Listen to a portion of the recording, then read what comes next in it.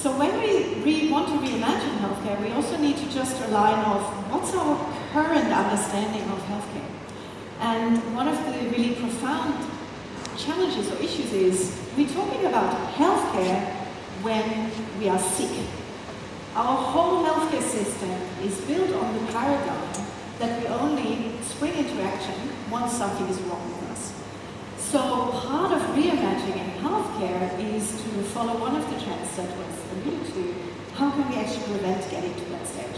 So should healthcare start much, much earlier? And what's our understanding of a healthy, well life? So that's the first trend we will explore today with our founders here. But a second big thing is, currently in healthcare we talk a lot about evidence-based. Everything is evidence-based. And for the people that don't work in the system, that makes us feel really, really good. But for the people that work in the system, we know medicine is as much art as it is science. We are still not there that we actually understand at a fundamental level of every person how we can really treat and help them without risking side effects that are preventable or unnecessary. So the second trends that we will explore today in this panel is shifting towards precision care and shifting towards personalised care. So they are the three big P's: prevention, precision, and personalised care. So it's a great honor to have today with me Natalie, Michael, Anna, and Ingrid. And I'd like to start off with you, Michael, because you actually were part of the system. So you were yourself a senior consultant, and now with atomic oncology. So what are you, when it comes to precision medicine, what problem are you tackling? Thanks, Claudia. Of those three P's, I really want to focus on precision medicine and personalised care in cancer. So this year alone there will be 160,000 new cancer cases across Australia and New Zealand. Half of those, or 80,000, will undergo a course of radiotherapy. Around the world there will be 18 million new cancer cases, and again half of those will undergo a course of radiotherapy. Of the four pillars of our cancer therapy, surgery, radiotherapy, chemotherapy, immunotherapy, it's widely known that radiotherapy is the most important when you look at overall outcomes.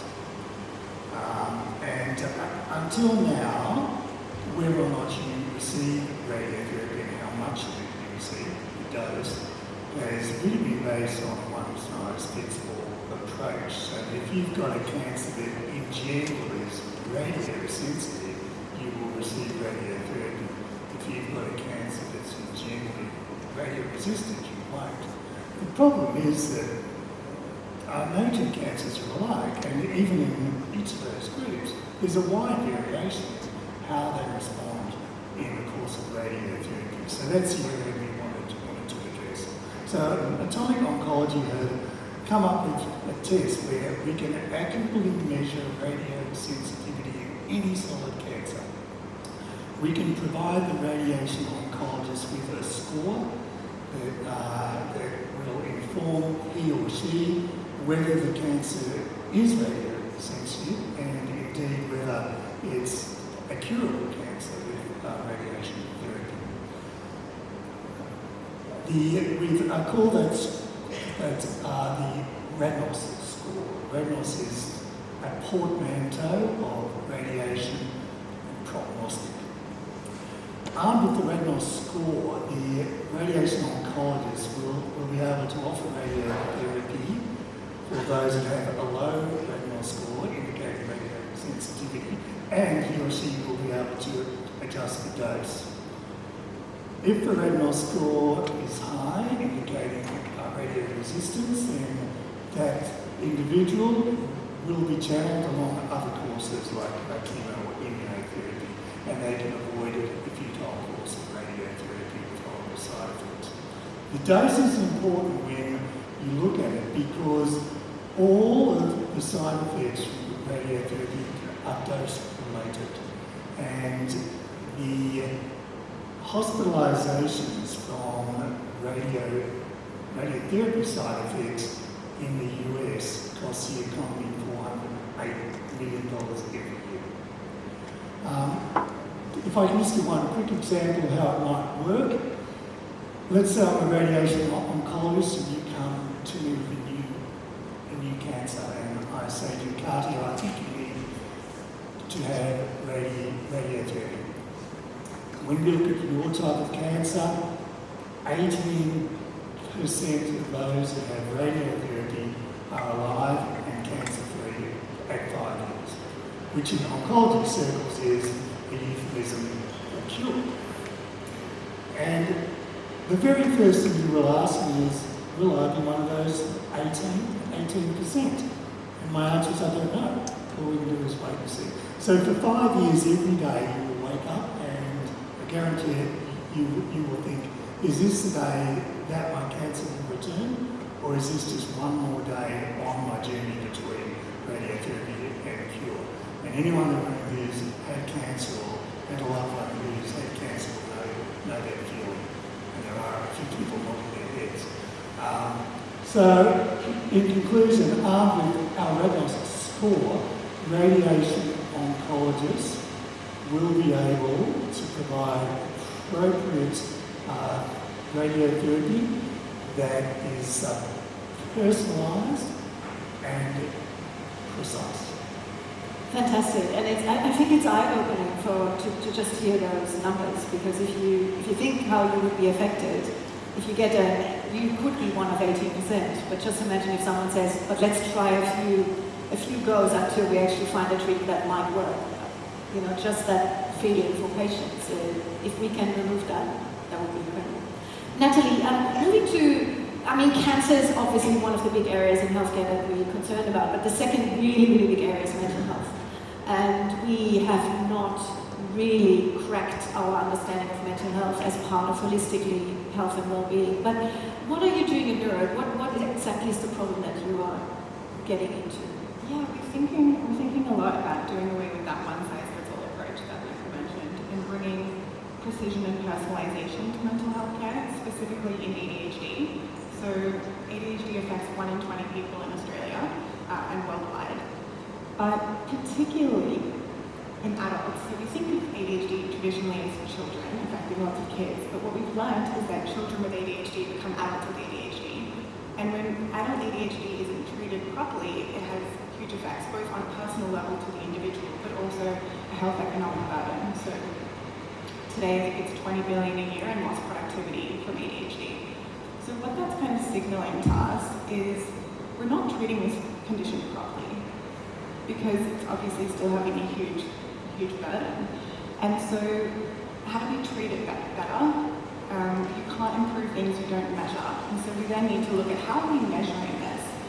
And so what we're doing at Neuro is we've miniaturized a big and expensive brain imaging device into a headset like this. It's kind of like an MRI in your pocket.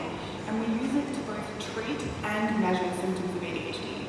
And so the personalization comes in, where we're actually looking at your brain, understanding what's going on, what's different about it, and then delivering a personalized treatment. And this can be done at home in 20 minutes a day. I think it kind of touches on another trend in healthcare generally, which is access. So we have one psychiatrist for every 7,000 Australians, and we need to give them the tools to enable them to give better care, to have that care reach everybody who needs it. So it's a really interesting point, access, because also the way it works at the moment is that if you're lucky enough to get a proper diagnosis, you have a snapshot. Yeah, you have your tests, you have your tools, but that's a snapshot of you on that day or in that period. Whilst if you have a device or a treatment that comes with you along the journey, that is game-changing as well. And it gives much more insights to the clinicians as well, how their patients are progressing. Absolutely. I think bringing data into the picture allows us to do things like personalize and track and get not just a snapshot, but a story of your brain through the data. Fantastic. So cancer, massive issue, mental health, massive issue, and then we have a forgotten child of healthcare, oral health. Yeah, absolutely. Ingrid. Yeah. It's really quite amazing just hearing both of you sort of speak about one size fits all, because I think predominantly that's what we've got going on in oral healthcare as well. So according to the World Health Organization, there's about 3.5 billion people in the world at the moment suffering from oral diseases, in particular gum disease and tooth decay. And it's costing global economies in excess of $500 billion per annum. So we literally have a serious problem on our hands. We've been doing the same thing, telling our patients for over 100 years, brush your teeth twice a day, floss, rinse, so forth. But clearly something's broken, something's not working. From an oral healthcare perspective, I feel, and I'll probably go into it a bit later, but yeah, it's a collective thing that needs to go on there, and I'll expand on that shortly.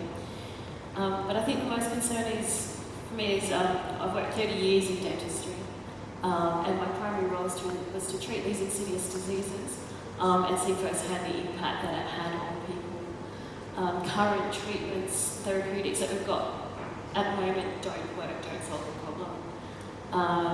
And the biggest concern I've literally just pivoted, so we've invented an anode-gold-infused coating that you can apply over your teeth and gums. It's like a cling wrap for teeth and gums to stop the bacteria from penetrating through these tissues and causing disease.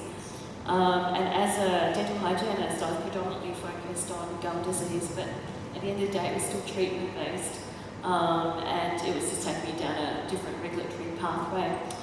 And I always get intuitive feelings before changes happen, and I was just in the UK about a month ago, and was able to understand that they've had an 82% increase in child hospitalisations for those aged between 0 and 19 to have their teeth extracted due to tooth decay. Highly, highly preventable disease.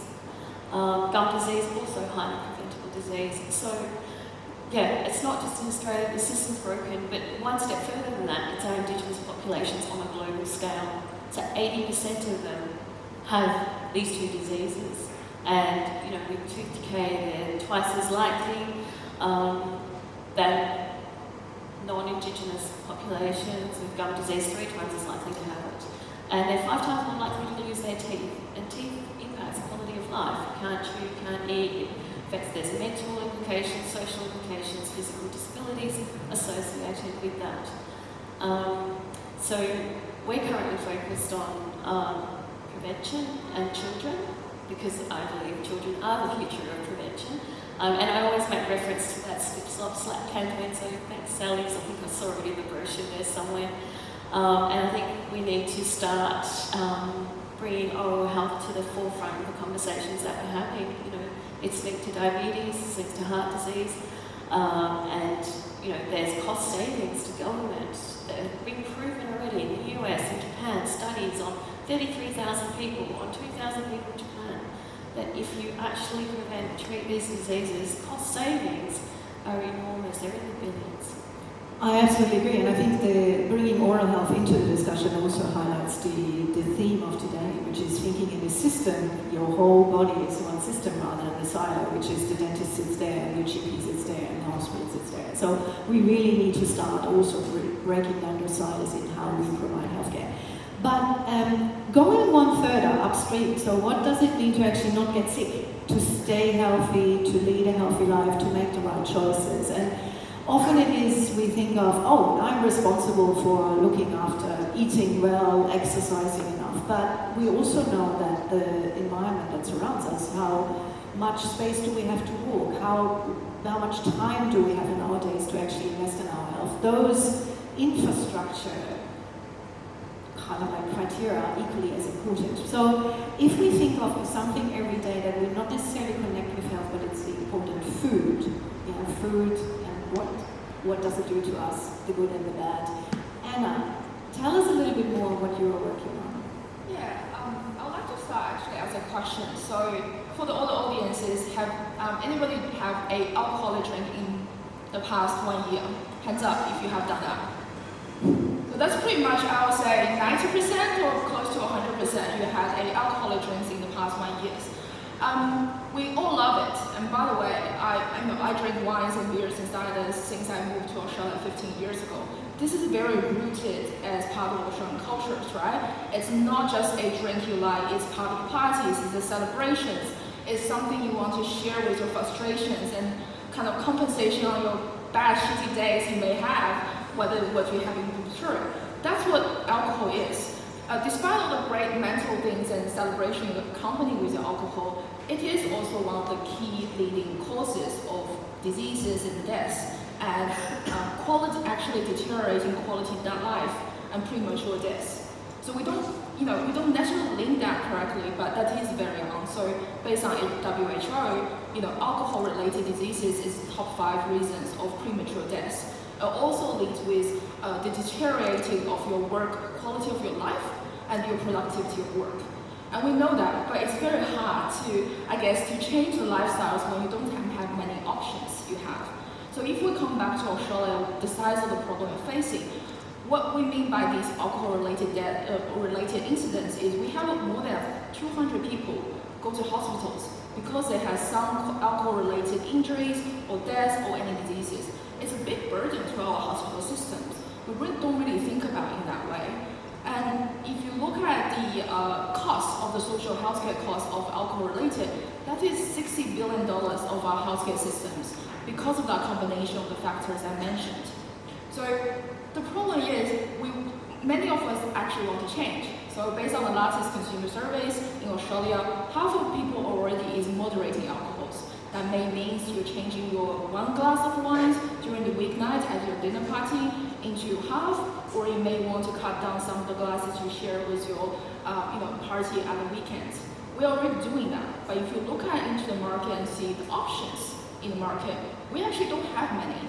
So if we take wine as an example, if you want to actually lower your options of wines, and you want to, for example, go for a no or zero alcohol wines, if you go to Murphy's or Woolworths today, there's not many options actually on the shelf.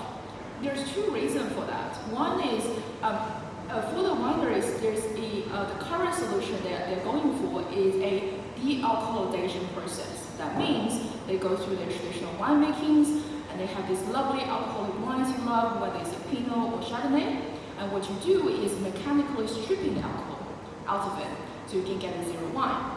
What you end up with is a very costly process, and if anybody have tried, I've tried many of them, part of my market research, many of them still taste like bubbly grape juice. So it's not really the wine we love, right?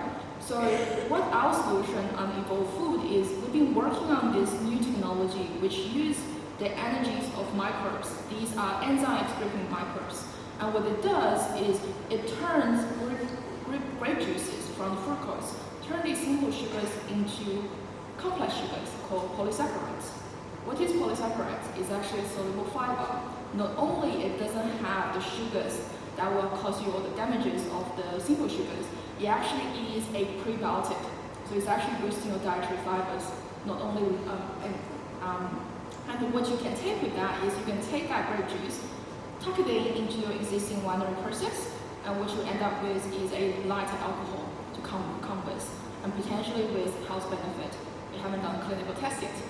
So that's what we're looking for, and what we have found out is not only this can be a much better taste experiences because you're not taking alcohol out of it.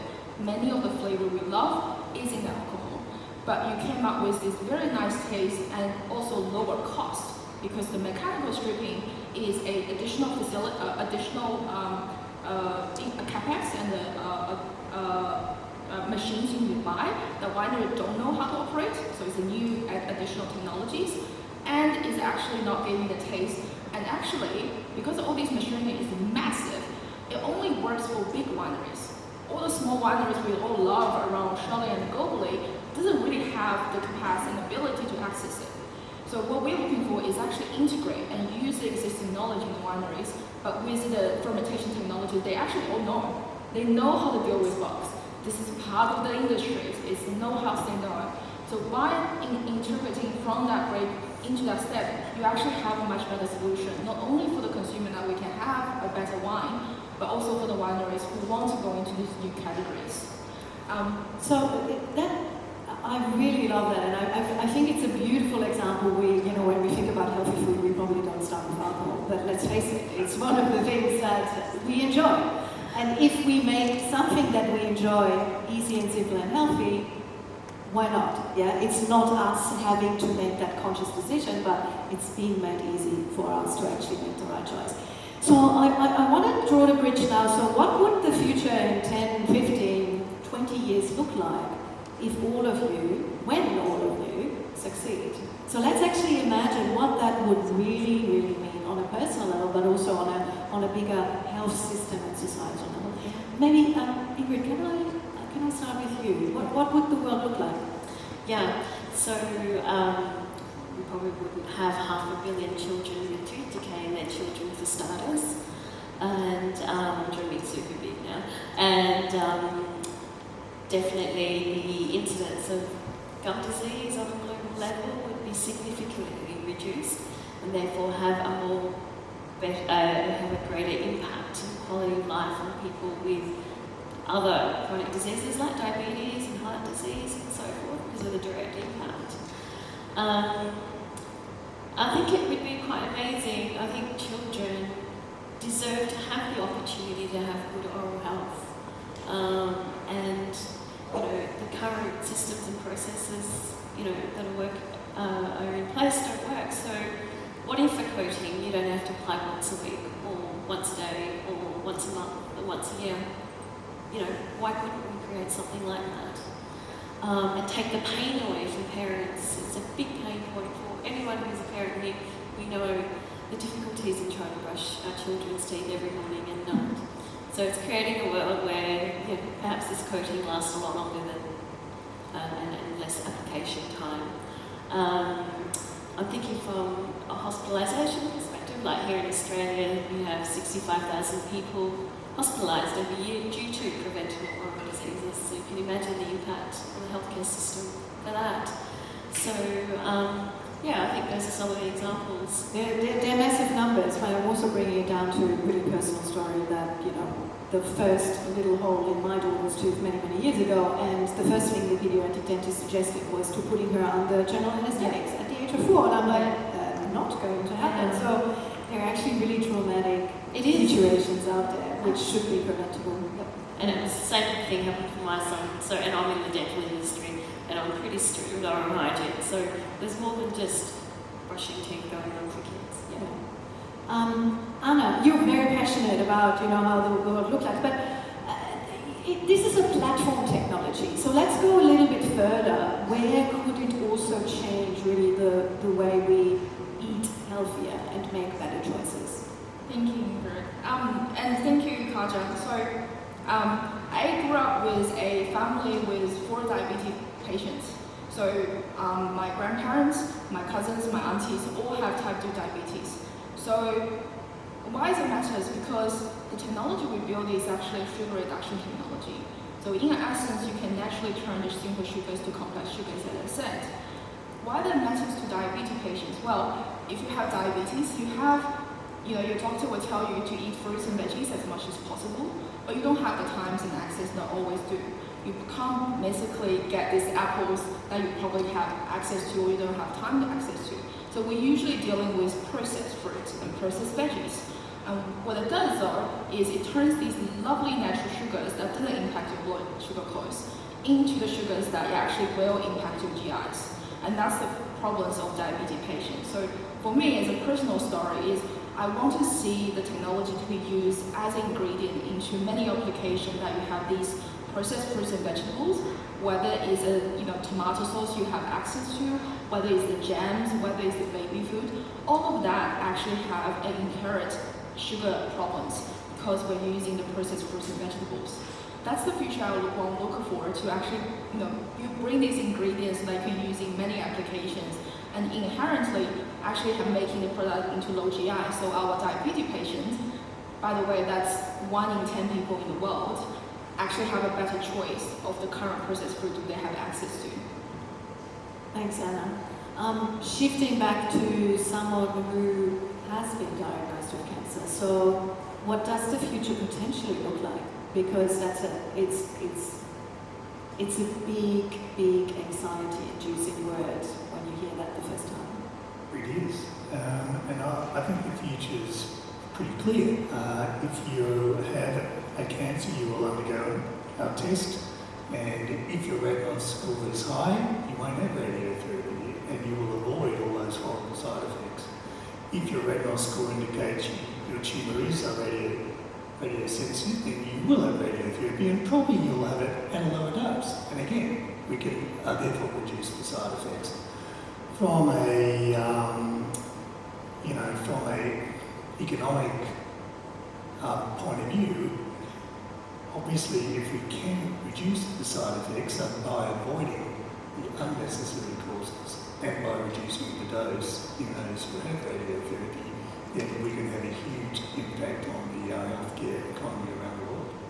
Yeah, return to work rates. So it's one of the big problems. Many people who go through cancer treatment may never return to work. And if you can just imagine what that would mean for every one of you. Yeah, just imagine you would never return to the role you're in. What does it mean for the rest of your life, and also for those who you provide for example? Natalie, from your point of view, I know you have a very big vision that hopefully will come to fruition. So what does the world look like in 10, 15 years? Yeah, hopefully. I mean, we're starting with ADHD, but really our headset can be used across mental health. And so what I like to imagine is a world where when you go to your psychiatrist, they actually look at your brain in order to understand what's going on. And then because we've seen the cause of the issue, we can treat it more directly. And so it's not really a guess and check or a one-size-fits-all, but a personalised treatment for your brain and your mental health.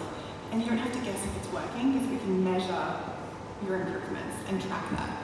And so on a patient level, it's about how you move through life, right? Do I feel like I'm being held back by something I can't control, or do I feel like I can reach my full potential? And I think that's what it is on an individual level. But then also on a sort of humanity level, what would it mean if we actually understood our brains? It kind of blows my mind that we send rockets to Mars, but we don't understand how our brain works, and it kind of controls everything we do, think, believe. So yeah, I like to think about what innovation would be unlocked by understanding our brain. Like the next frontier of the world is one where humans understand themselves, and I think in a much more measured way. So I like to think about that. I love that, because it also it shifts us to what we always speak about as a buzzword, which is patient-led care. Well, the patient can lead when they have the right knowledge. So empowering them with actually understanding themselves and in a personalized way will empower them also to actually lead their own health journey. So with that in mind, I want to conclude the panel really with what are the mindsets that we need to shift. And I know, look, we have a whole laundry list enough, so we can go probably the top 100. But just the one big mindset shift in your respective areas. What does need to happen? And Natalie, maybe we'll actually kick off with you.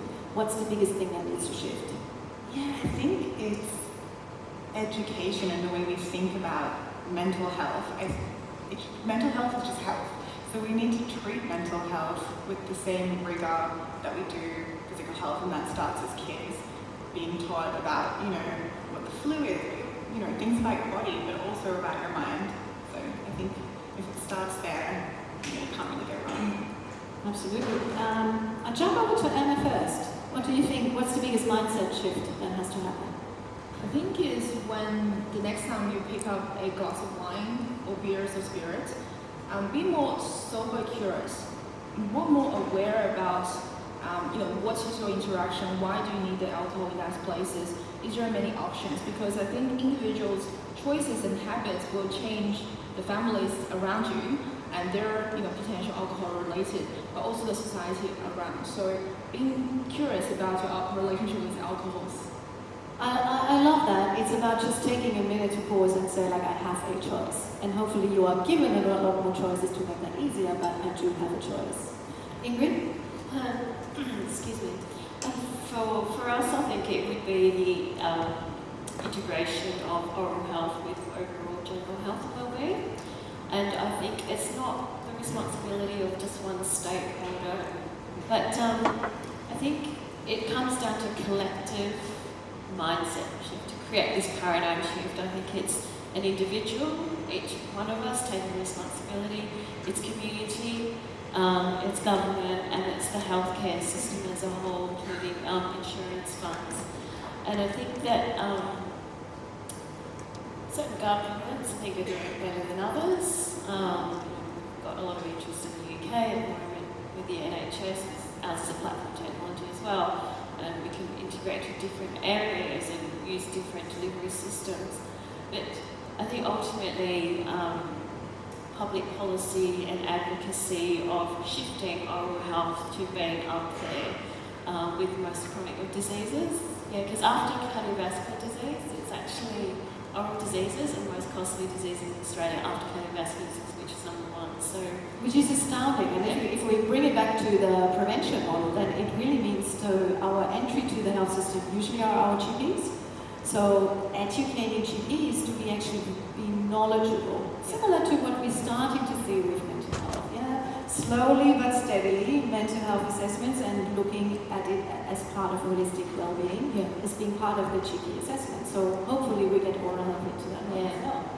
But it would be good. Last but not least, Michael.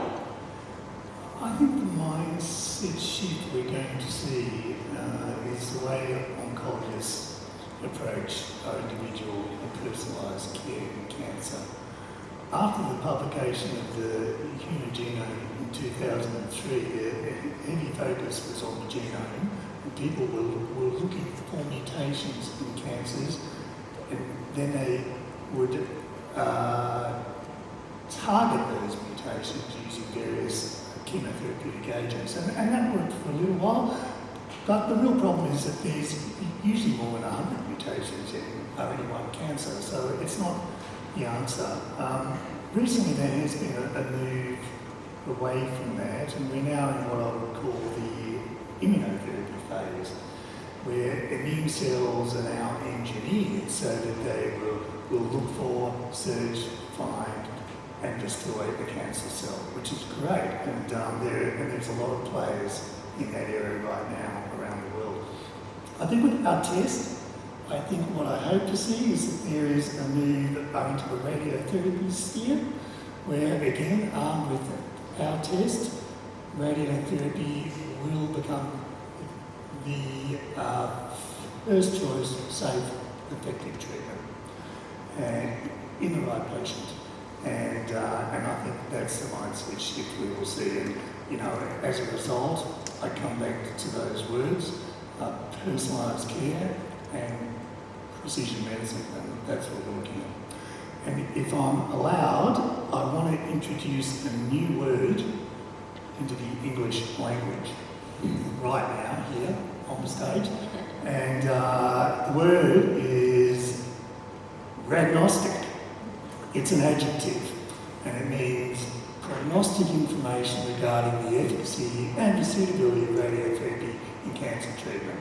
And without having that prognostic information available, oncologists will not be in a position to offer precise and personalised care. I love that, because if we have to shift mindset, we also need to have precise language to describe it, of how the future looks like. So this will happen. This is the Hoover of 2023 for medicine. So with that, I invite you all to network later with our incredible founders, and thank you so much for sharing your different perspectives on how we can shift our mindsets in health to prevention, to being more targeted, to being personalized, but also being even more safe and effective in future. So thank you everyone, and please.